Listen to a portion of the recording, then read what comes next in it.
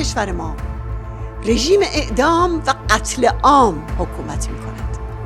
همه بندهای اعلامیه جهانی حقوق بشر توسط این رژیم نقض می شود.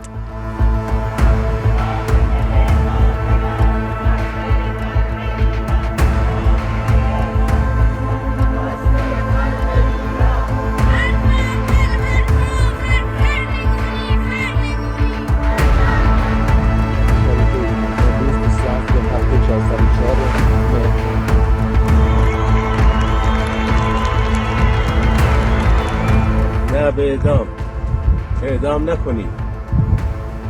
نه به اعدام،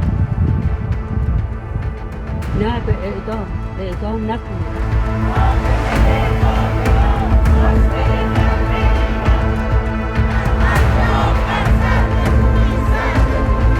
بود بر این قهرمانان که تا به آخر ایستادگی و مقاومت کردند.